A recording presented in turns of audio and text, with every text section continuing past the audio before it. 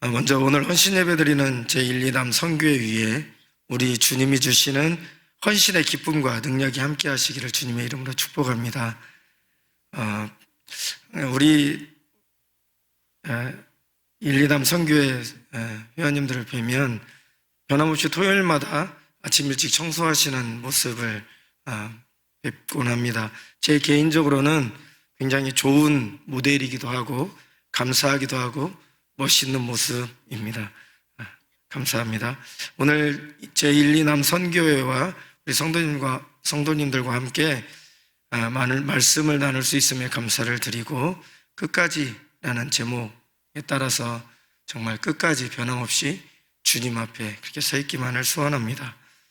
오늘 우리가 봉독한 디모데후서는 사도 바울이 동역자이자 자기의 영적인 아들인 디모데에게 쓴 마치 유서와 같은 서신이다라고 말할 수 있습니다.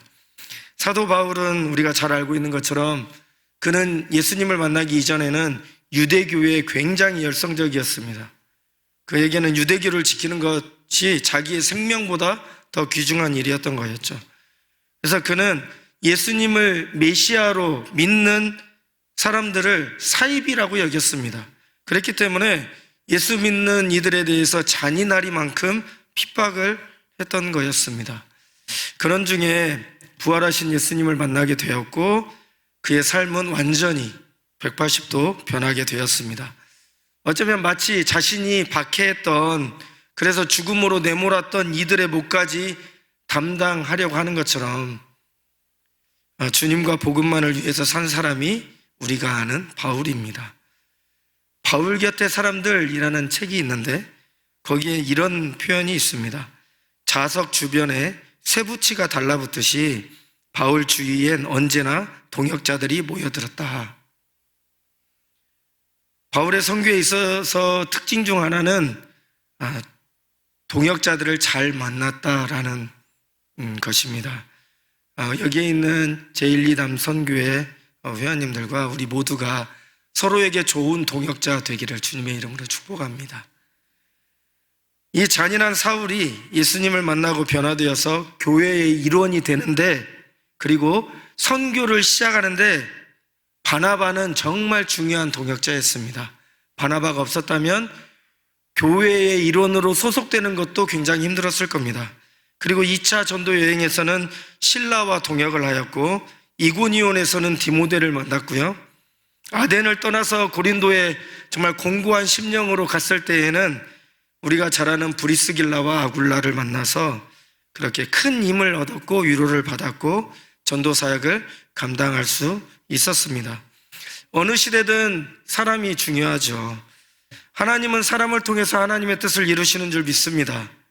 그래서 하나님께서는 하나님 당신의 일을 할 사람을 찾으십니다. 마찬가지로 우리도 하나님의 일을 하기 위해서는 사람을, 동역자를 만나야 됩니다.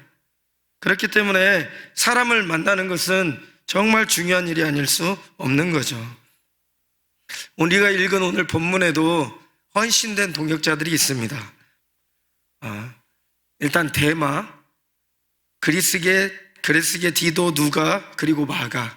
물론 오늘은 데마와 누가, 마가, 그리고 디모데만 살펴보려고 합니다. 이들은 사실은 하나같이 바울 곁에서 충성된 하나님의 일꾼이었습니다. 바울이 2차례 수감이 되었는데 첫 번째 수감됐을 때에는 이게 감옥에 투옥됐다라기보다 가택연금과 비슷했습니다. 그런데 2차 때는 달랐습니다. 차디찬 지하 감옥에서 수감 생활을 했고, 이 본문에 등장하는 데마, 마가, 누가, 이 세 사람은 1차 투옥 때 바울과 함께 있으면서 함께 고생했던 사람들입니다. 그리고 2차 투옥 때에도 특별한 관계를 갖고 그렇게 지냈던 이들입니다. 당시 수용 생활을, 감옥에 수감 생활을 할 때에는 그때 당시의 문화 때문에 그런 것인데 하인을 한 명을 둘 수가 있었습니다. 그 하인은 자기 주인의 감옥을 이렇게 출입을 할 수가 있었는데, 사실 감옥에서 먹여주는 음식과 옷이 얼마나 되겠습니까? 그래서 이 하인을 통해서 먹는 것을 공급받고 이렇게 입을 것을 그렇게 조달받았던 것이었습니다. 다시 말하면 이 동역자들은 자신을 스스로 바울의 종이라고 자처하면서 바울의 옥바라지를 했고요, 또 바울의 말을 따라서 여러 가지 사역을 수행했다라는 것을 우리가 충분히 짐작할 수 있습니다. 왜 이렇게까지 동역해야 할까요? 왜 스스로 종을 자처하는 것일까요? 우리 다 같은 마음일 겁니다. 이유는 하나입니다. 그들은 복음이 무엇인지를 알고 경험한 사람들이었기 때문입니다. 예수님이 그리스도이심을 진정으로 아는 이들이었기 때문에 그분의 복음을 전하는 것이 자신들에게 주신 가장 위대한 사명임을 누구보다도 확실하게 믿었기 때문입니다. 우리는 모두 예수님을 그리스도로 믿는 사람들입니다. 그리고 그분의 뜻을 이루기 위해 아마 인생을 드리겠다고 결단을 수없이 했을 것입니다. 그리고 지금도 그 마음은 여전하다고 믿습니다. 이를 위해서 종이 되는 것, 이름이 드러나지 않아도 무명이 되는 것, 낮은 자리에서 지속적으로 헌신하는 것이 마치 합당한 것처럼 이들은 그렇게 지금 보여주고 있는 거죠. 이 충성된 일꾼들에게는 사실 예수면 충분했습니다. 예수님과 그분의 복음을 위해서라면 그 어떤 것도 귀한 것으로 여기지 않았던 거였죠. 이와 같은 마음이십니까? 정말로 예수님이면 충분하십니까? 자존심의 상처를 받아서 화가 날 때에도 예수, 그 이름만 생각하면 절로 고개가 숙여지고 겸손해지십니까? 예수님이 교회를 지극히 사랑하신다는 것이 생각나면 나의 자존심이 뭐라고, 나의 의견도, 심지어는 나의 권리조차도 포기할 수 있으십니까? 사실 좋을 때는 다 가능합니다. 좋을 때는 다 가능해요. 하지만 어렵고 힘든 상황에서 자기 자신을 쳐서 복종시킨다라는 이 모습이 사실 우리 공동체에 누구보다도 필요한 모습입니다. 누가 그리할 수 있을까요?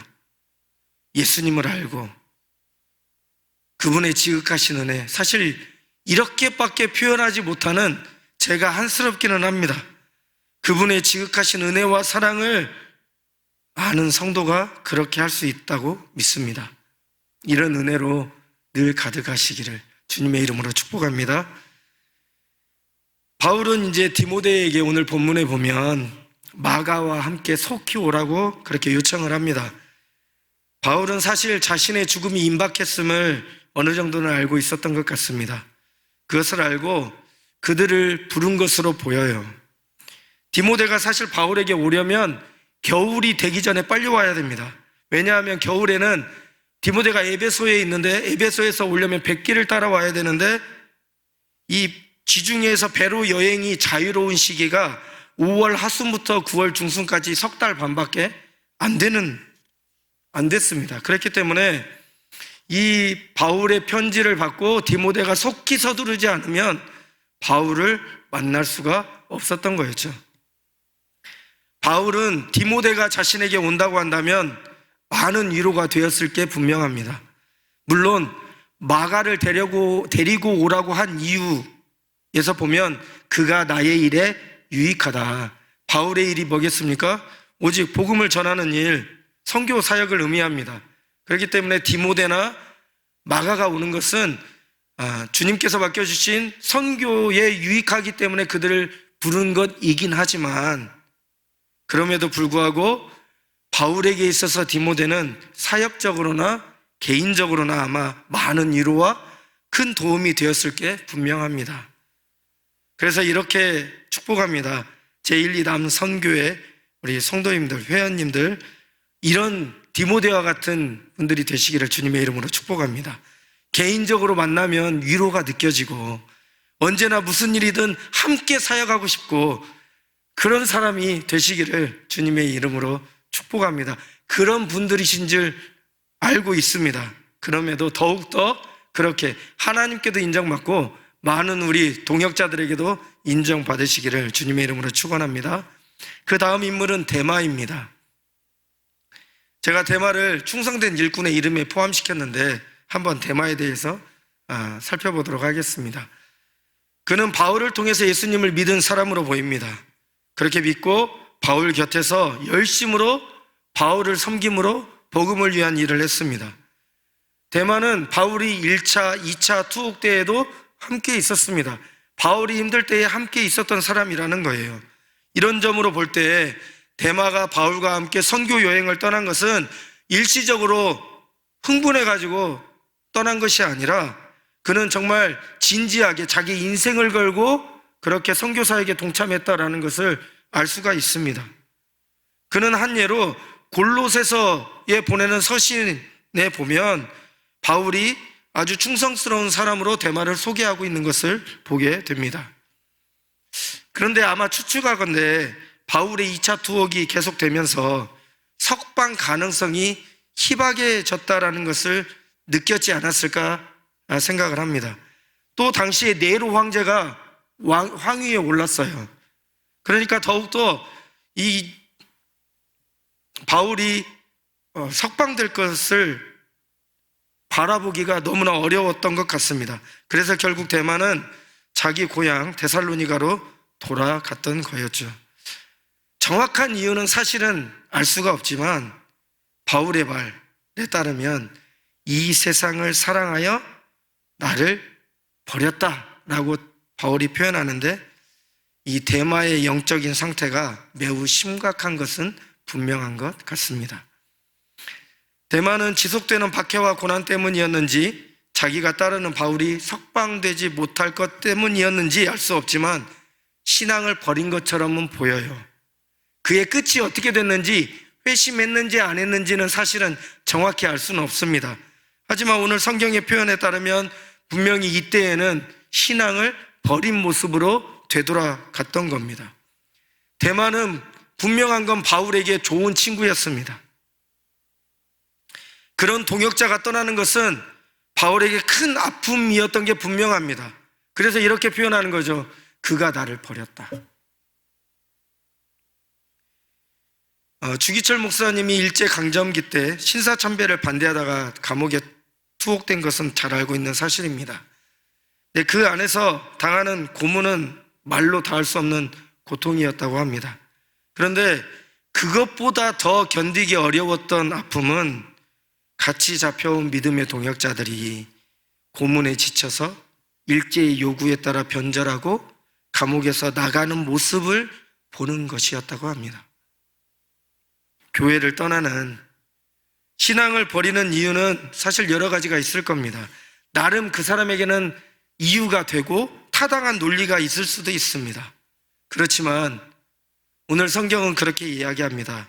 예수님을 떠나는 것은 결국 예수님보다 세상을 더 사랑한 거다. 예수님보다 자기 자신을 더 사랑한 거다라고 말하고 있습니다. 여러 이유로 믿음이 약해지면, 마음이 흔들리게 되면 세상을 사랑하는 이 기본적인 죄성이나 본능이 일어납니다. 그리고 편하고 싶은 욕구가 막 살아납니다. 대마는 헌신을 하다가 힘들다고 그 헌신을 포기한 대표적인 사람이 돼버렸습니다.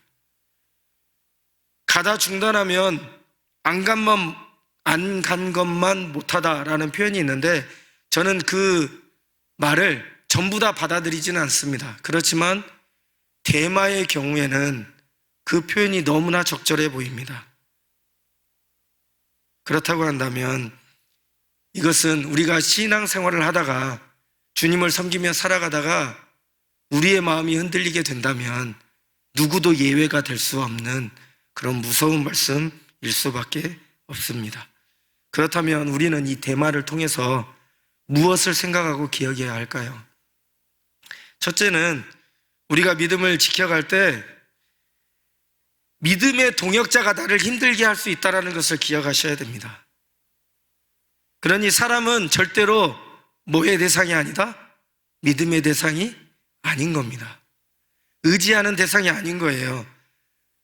하지만 하나님은 절대로 이런 사람만 주시는 분도 아니세요. 하나님은 바울에게 꼭 필요한 누구를 주셨냐면 누가를 주셨습니다. 바울에게는 질병이 있었기 때문에 그가 선교 사역을 하기 위해서는 누가라는 사람이 꼭 필요했고, 그래서 하나님께서는 바울에게 누가를 붙여주신 줄 믿습니다. 자, 그럼 무슨 말이냐? 나를 낙심하게 하고 시험에 들게 하는 사람이 있을 수 있다라는 거예요. 아니, 사실은 있습니다. 누가 그러느냐? 믿음의 지체가 그렇다라는 거예요. 그 사람이 원했던 원하지 않던 그런 일들은 마음 아프지만 계속 있더라고요. 하지만 하나님께서는 나를 돕는 이도 허락해 주신다는 것을 믿고, 낙심과 원망의 마음은 좀 이렇게 하나님 앞에서 계속 내려놓으시는 연습을 하시기를 부탁을 드립니다. 그래서 나에게 허락하신 이 동역자에 대한 감사가 회복되었으면 좋겠습니다. 이 낙심과 시험을 주는 사람 때문에 이게 시험에 빠지면 괴로운데, 그것을 좀 관점을 바꿔서 생각을 해보면, 당연하게 여겼던 동역자들이 이렇게 고마운 존재구나 라는 것을 깨닫게 될 수 있다는 거예요. 그러니까 관점을 바꿨으면 좋겠습니다. 관점을 바꾸면 감사가 넘치게 될 줄 믿습니다. 감사로 원망과 낙심을 이기게 될 줄 믿습니다. 그래서 항상 동역자들로 인해서 감사하게 되고, 또 다른 동역자들에게 내가 감사의 제목이 되는 그런 은혜가 있게 되기를 주님의 이름으로 축복합니다. 두 번째로는 대만은 바울이 감옥에 갇혀 있을 때 함께하던, 가장 힘들 때 함께하던 동지였어요. 분명히 그때 그에게는 구원의 확신이 있냐고 물어보면 당연한 걸 물어본다고 오히려 화냈을지도 모르겠습니다. 그를 통해 그의 수고를 통해서 복음의 열매가 맺혀졌을 겁니다. 그럼에도 불구하고 그는 세상을 사랑해서 떠나갔습니다. 복음을 위한 계속되는 고난 때문에 포기했는지는 모르겠지만, 우리는 사실은 대마를 우습게 보면 안 됩니다. 우리 자신을 생각해 봐야 합니다. 언제든지 시험에 넘어지고 흔들리고 세상을 사랑하는 존재가 사실 저입니다. 그렇다고 한다면 절대로 하지 말아야 되는 게 뭐냐? 방심이라는 거죠. 과신입니다. 내가 지금 여기에 있기 때문에 괜찮을 거다? 아닙니다. 하나님의 은혜가 내 위에 머무르지 않는 한 괜찮은 건 없습니다. 그리고 한 가지를 더 부탁드리면, 어린 목사가 이렇게 표현해서 죄송합니다. 우리 교회에 사실은 이 남선교회 회원님들이 맏형님들이세요. 교회 전체 교회로 따지면 제가 형님이라고 부른다는 게 아니라, 그래서 항상 그 중요한 자리를 그 앞에서 수십 년 동안 신앙을 지켜오신 그 묵직함으로 그 자리에 계셔 주시는 것만으로도 사실은 우리에게 감사의 제목이 되고도 남습니다. 다만 한 가지를 더 부탁드리는 거죠. 그렇지 않으시는 줄 믿습니다. 그럼에도 불구하고 방심과 과신을 하면 안 되는 것과 함께 왕년에 내가 이렇게 헌신했다라는 그런 생각을 이렇게 뒤로 내려놔 주시기를 부탁드립니다. 이는 우리 1, 2남 선교회에만 해당되는 말씀이 아닙니다. 결국 대만은 신앙을 버리고 세상 소속으로 돌아가 버렸습니다. 그래서 주님의 이름으로 축복합니다. 늘 예수님과 동행하면서 더운 여름철에 시원한 얼음 냉수와 같은 그런 충성된 일꾼 되시기를 주님의 이름으로 축복합니다. 하나님의 마음을 시원케 해드리고 기쁘게 해드리는 끝까지 충성하는 일꾼 되시기를 주님의 이름으로 축원합니다. 그리고 다음 사람은 마가입니다. 마가 요한이라고 부르기도 하죠. 그는 예수님을 따라다니는 12제자는 아니었지만 예수님을 따라다니던 그 부류에 속해 있었던 제자 그룹의 한 일원이었습니다. 그의 초기에 나타나는 그의 모습은 사실은 제자답다보다 낙오자, 실패자라는 이미지로 더 유명합니다. 마가복음 14장에 보면 예수님이 체포되자 배 혼이불을 두르고 쫓아가다가 잡혔을 때 혼이불을 버려두고 알몸으로 도망간 사람을 보통 이 마가 요한이라고 보고 있습니다. 그리고 우리가 잘 알고 있는 것처럼 후에 바울과 바나바가 제1차 선교여행을 갈 때 동참했었습니다. 시작을 은혜롭게 좋게 시작했을 거라는 것은 부인할 수가 없습니다. 하지만 중간에 너무 힘들었다는 이유로 그는 중도에 포기하고 맙니다. 나중에 1차 선교여행이 끝나고 다시 잠깐의 시간을 갖고 2차 선교여행을 떠나려고 할 때 바나바가 바울과 다시 2차 선교여행을 계획하면서 이 마가에게 다시 한번 기회를 줍시다. 두 번째 기회를 줍시다 라고 했는데 그것 때문에 바나바와 바울이 세계적인 큰 싸움을 벌였습니다. 그래서 성경에 기록된 겁니다. 그렇게 크게 싸우고 갈라지게 된 거였죠. 모르겠습니다. 마가가 부잣집 도령이어서 어려움을 모르고 자랐기 때문이었는지는 잘 모르겠습니다. 왜 부잣집 도령이냐? 다락방에 120명이나 들어갈 수 있을 정도니까 이제 그렇게 말씀을 드리는 겁니다. 그래서 이 마가 요한은 앞부분은 긍정적인 사람이기보다 부정적인 모습으로 우리에게 더 잘 알려져 있는 사람입니다. 그런데 바울이 그가 자신의 선교사에게 유익하다며 함께 데리고 오라고 디모데에게 요청하고 있습니다. 바울이 나이를 먹다 보니까 마음이 유해져서 그 아직 부족한 마가지만 다시 기회를 주기 위해서 불렀을까요? 저는 그렇지 않다라고 보고 있습니다. 분명 마가의 변화가 전제되고 있다는 것이죠. 마가는 처음에는 바울을 화나게 했던 사람이었지만 이제는 복음을 위해서 동역할 수 있는 충성된 사람임을 바울도 듣고 보고 경험해서 알게 되었다는 겁니다. 마가의 변화에는 그런 어떤 일이 있었던 걸까요? 이 마가 변화의 중심에는 아주 중요한 한 사람이 있습니다. 그게 누구냐면 베드로입니다. 베드로가 베드로전서 5장 14절에 마가를 뭐라고 부르고 있냐면 내 아들 마가 이렇게 표현하고 있습니다. 마가는 베드로의 수행자가 되어서 베드로에게서 예수님의 복음을 듣고 마가복음을 기록했습니다. 바울에게 디모데가 있다면 베드로에게는 마가가 있었던 겁니다. 마가가 복음서를 썼을 때 베드로의 설교를 자료로 했다는 것은 잘 알려진 내용입니다. 무슨 말씀이냐면 실패자였고 낙오자였던 마가는 베드로를 통해서 그는 훈련되었고 복음의 사람으로 변화되었다라는 것이죠. 그럼 베드로는 어떤 사람이냐? 너무 잘 알고 있지 않습니까? 그는 실수의 사람입니다. 그는 배신의 아이콘입니다. 그런 그도 예수 그리스도의 사랑으로 다시 세움을 받았고 사명자로 쓰이게 되었습니다. 동일하게 자기 연약함과 아픔이 있는 마가를 보면서 어쩌면 그는 자신의 옛 모습을 보았는지도 모르겠습니다. 마가는 그렇게 베드로라는 한 사람을 통해서 그렇게 변화되어 간 것입니다. 그렇기 때문에 오늘의 연약함은 결코 내일의 연약함이 아닌 줄 믿으시길 바랍니다. 오늘의 실패가 결코 내일의 실패를 의미하는 건 아니라는 거예요. 오히려 그 실패를 통해서 연약하고 실패한 자를 세우시는 도구가 될 수 있다는 것을 믿으시고, 그러니까 지금 부족하고 연약한 모습에 낙심하지 마시고 오히려 나의 연약함마저 자꾸 주님께 내어드리는 연습을 하십시오. 자꾸 내어드릴 때에 우리 주님은 우리의 연약함마저도 사용하실 수 있는 전능하신 하나님이십니다. 그렇게 내어드릴 때에 그 연약함마저도 사용하시는 주님을 경험하게 되실 줄 믿습니다. 우리 1,2남 선교회 우리 회원님들이 이런 일꾼이 되시기를 축복합니다. 서로가 서로를 세워주고요, 철이 철을 날카롭게 하는 것처럼 사람이 친구의 얼굴을 밝게 빛나게 해주는 그 잠언의 말씀처럼 서로가 서로를 귀하게 세워주고 후배들에게도 신앙의 멋진 모습을 지금처럼 보여주심으로 인해서 선한 영향력을 끼치시기를 주님의 이름으로 간절히 축복합니다.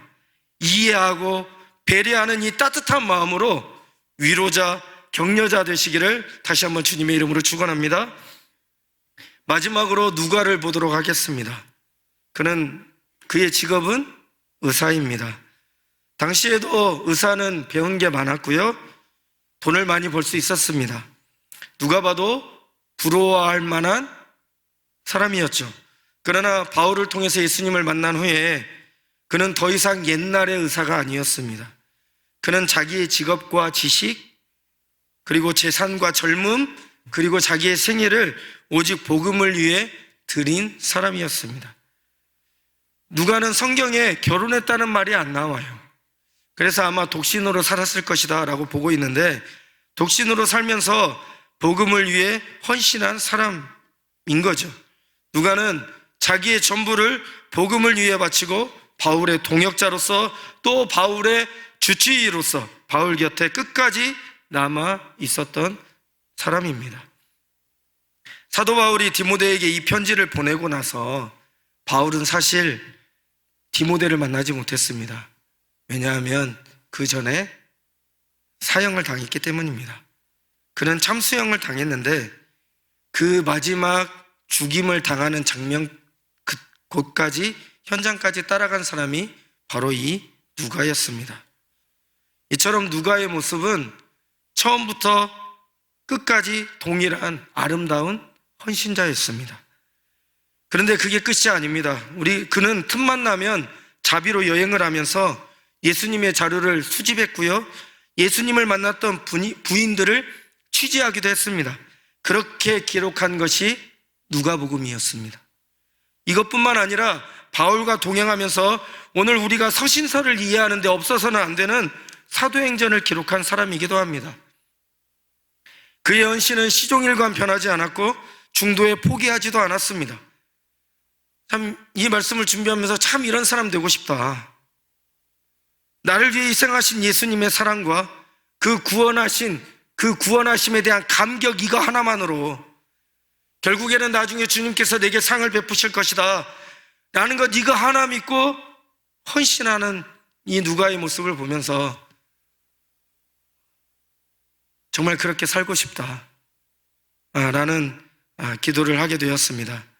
이런 충성된 일꾼들이 되시기를 주님의 이름으로 축원합니다.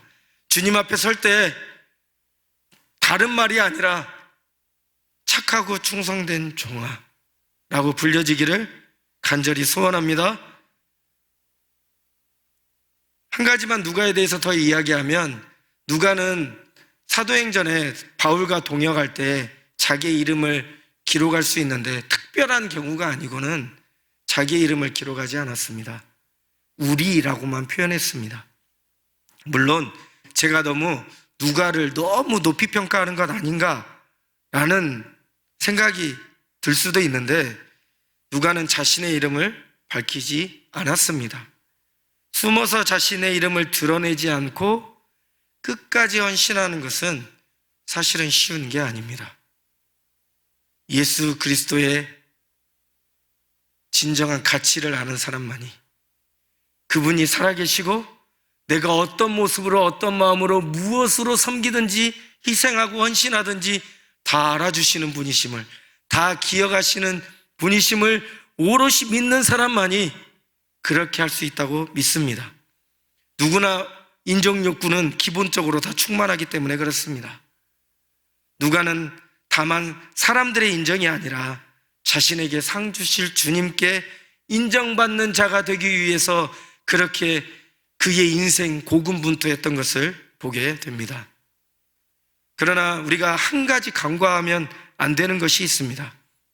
누가가 주님 앞에 충성된 일꾼이었는데 그 모습은 바울에게도 여전히 변함없는 충성된 동역자의 모습으로 있었다라는 겁니다. 오늘 우리는 하나된 교회, 이 어두운 시대에 주님의 빛을 비춰줄 수 있는 건강한 교회, 주님의 복음을 진정으로 섬기는 이 세상의 희망이 되는 교회를 꿈꾸며 나아가고 있습니다. 당연히 주님께 인정받는 충성된 헌신자가 되어야 될 줄 믿습니다. 하지만